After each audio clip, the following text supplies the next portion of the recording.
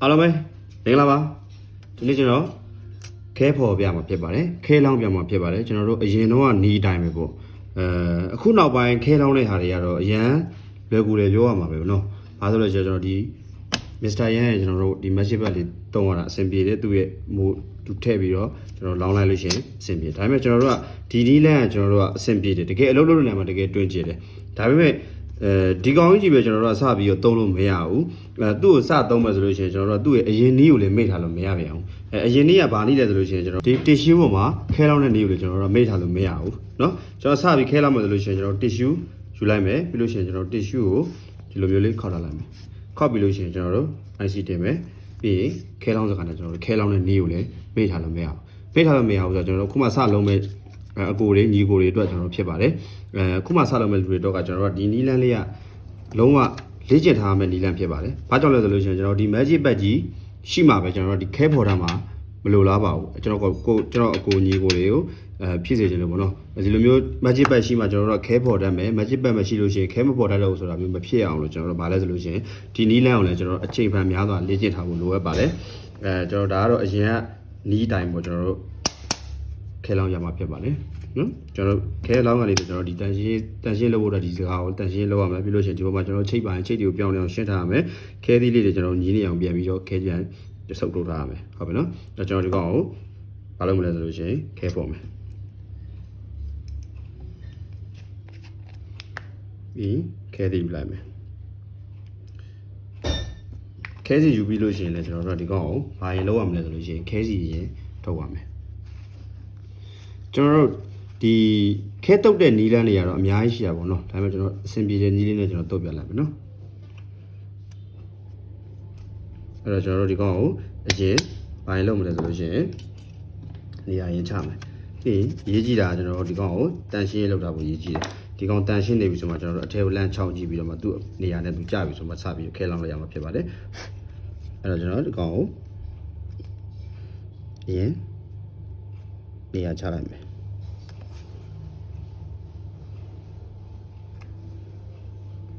ဒါဆိုနေရာကျသွားပြီဘောကကြည့်ရနေရာကျသွားကျွန်တော်မန်ဘလူးလည်းမကြည့်တော့နော်လက်နဲ့ပဲလမ်းကြည့်ရတယ်ကျသွားပြီဆိုလို့ရှိရင်ကျွန်တော်စပြီးတော့ခဲတုတ်တဲ့အချိန်မှာလည်းကျွန်တော်တို့ကဒီကောင်ကိုလက်ကျူလိုဖိထားကြမလို့နော်ပြီးလို့ရှိရင်ကျွန်တော်တုတ်တဲ့အချိန်မှာလည်းဒီကောင်လိုမျိုးသွားပြီးတော့ဆိုအားနဲ့လောက်ကြမလို့ကျွန်တော်တို့ကသူ့ကိုဒီကောင်ဆိုလို့ရှိရင်ဖိထားတဲ့အနေထားကဘာလဲဆိုလို့ရှိရင်သူ့မရွေ့အောင်လို့ခဲတုတ်တဲ့အချိန်မှာဒီကောင်တကယ်လည်းမဖိထားလို့ရှိရင်ကျွန်တော်ခဲတုတ်ရမယ်လို့ရှိရင်သူကနေရာရွေ့ပါမှာနေရာရွေ့သွားလည်းမဖြစ်အောင်လို့ကျွန်တော်တို့ကဒီကောင်ကိုနေရာမရွေ့လောက်အောင်ပဲသူ့ကိုဂျိုင်းလေးပဲထားပေးမယ်ပြီးလို့ရှိရင်ကျွန်တော်တို့ခဲတုတ်တဲ့အချိန်မှာလည်းဒီကောင်ဒီလိုဖိတုတ်ရမလို့အသာလေးပဲသူ့ကိုပုံမှန်တိုင်းလေးပဲကျွန်တော်တို့တုတ်လိုက်လို့ရှိရင်ရပြီဒီလက်အားဒီရဲ့ပုံမှန်ပဲရှိရမယ်ကျွန်တော်ဒီကောင်ကိုသွားပြီးလူမိတ်သွားပြီးလှုပ်ရှားမလို့ဟုတ်ပြီနော်အဲ့တော့ခဲတုတ်လည်းမစပြီးတော့နေရာချပြီးသွားပြီအရင်ပြန်ကြည့်မယ်ပြန်ကြည့်ချိန်မှာအကုန်လုံးခဲသူ့နေရာသူကြပြီဆိုလို့ရှိရင်စပြီးတော့ခဲလောင်းမယ်လောင်းတဲ့အချိန်မှာလည်းကျွန်တော်ပြောလိုက်တဲ့အတိုင်းပဲဒါလေးလက်ကိုဖွားဖွားလေးပဲလုပ်မယ်နီလန်းနေရာတော့အများကြီးရှိရနော်ဒါပေမဲ့ကျွန်တော်ဒီအဆင်ပြေတဲ့နီလန်းလေးတွေမှာကျွန်တော်လုပ်ပြလိုက်မယ်โอเคဒါဆိုအကုန်လုံးပေါ်ခဲလောင်းပြီးသွားပြီဖြစ်ပါတယ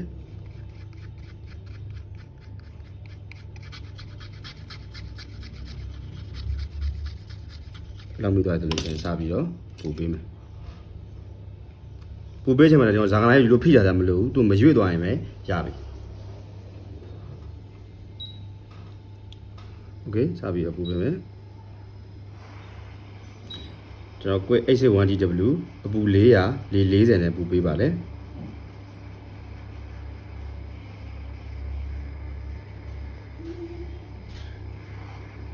်လက်ကဖြည်းဖြည်းချင်းလိုက်သွားမယ်ဖြည်းဖြည်းချင်းလေးပဲလိုက်သွားမယ်တအားကြီးအားစိုက်ကြရမလို့ဖြည်းဖြည်းချင်းပဲလိုက်သွားလိုက်တယ်โอเคပြီးခဏဆောင်မယ်ကင်ထားမယ်တဟိုက်တန်လွတ်လိုက်လို့ရှိရင်သူကဒီခဲသီးလေးအပေါ်ပါလာမှာကတ်ပြီးတော့เนาะအဲ့လိုမဖြစ်အောင်ကျွန်တော်ဒါလေးပဲလက်လေးနဲ့ထိထားလိုက်မယ်ပြီးမှကျွန်တော်တို့ခဲသီးလေးတွေမညီတာမျိုးထွက်နေတာမျိုးမဖြစ်အောင်ဘာလုပ်မလဲဆိုလို့ရှိရင်သူ့ကိုဓာတ်လေးနဲ့လိုက်နေမယ်ဒါလေးဒီမှာဓာတ်လေးအချိန်မှာကျွန်တော်ဒီကောင်ဓာတ်ကိုဒီလိုသွားပြီးတော့ဖက်တိုးလို့မရဆွဲလို့ရှိရင်အောက်ကပင်လေးပြတ်သွားနိုင်တယ်အဲ့တော့ကျွန်တော်ဒီကောင်ကိုဓာတ်ကိုကျွန်တော်ဒီကလေးဆောင်းလိုက်မယ်ဆောင်းပြီးလို့ရှိရင်ဓာတ်လေးလိုက်ပြီးတော့ဓာတ်လေးနဲ့ချစ်လိုက်မယ် က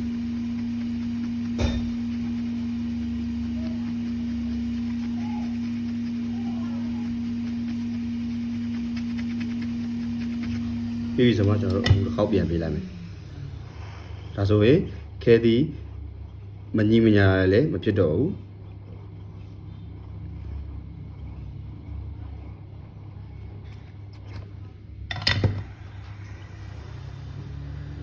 ခဏဆောင်ပြီးမှကျွန်တော်တို့ဒီကောင်ကိုဖယ်လိုက်မယ်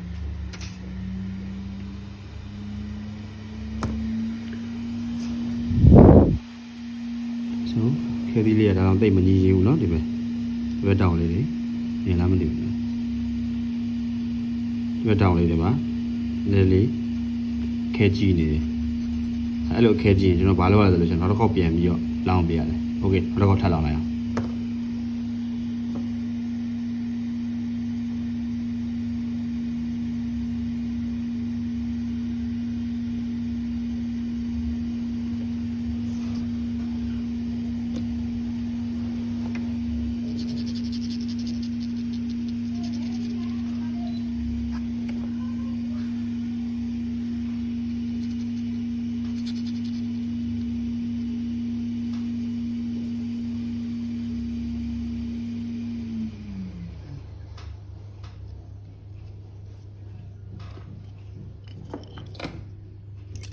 အဲ့ဒါလို့ရှိရင်ခုနတိုင်းပဲပြန်ပြီးဆက်ချင်းပြန်လုပ်မယ်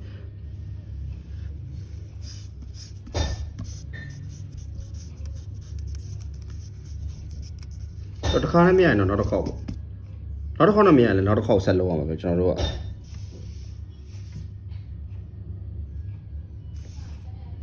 โอเค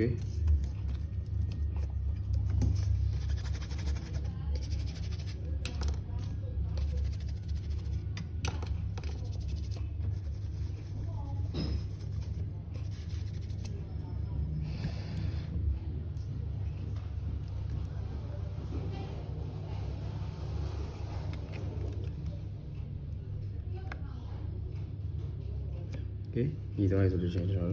တို့ဒီခဲလောင်းမယ်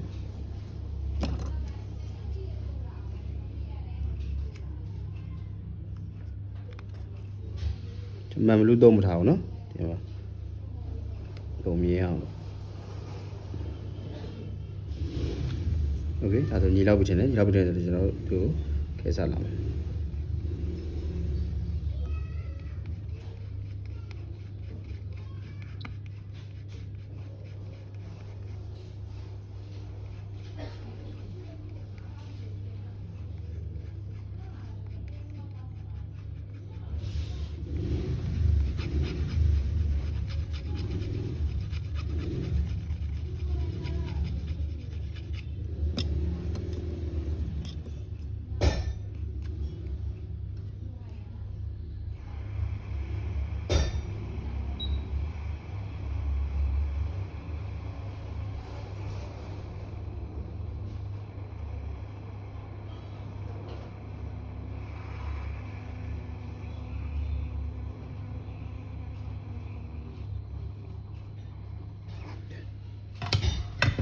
ရော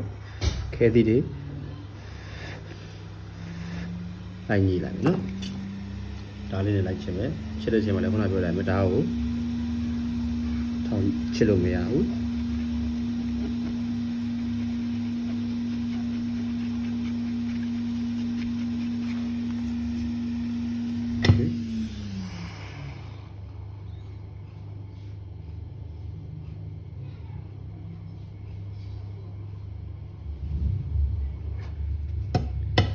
ဒီတစ်ခေါက်မှလည်းခဲသီးနည်းနည်းများနေပြီထင်လို့ရှိရင်ထပ်ချစ်လို့ရတယ်နော်ချစ်လိုက်ကျွန်တော်ထင်တော့မြင်နေများနေထင်တာပဲအဲ့တော့ချစ်လိုက်မယ်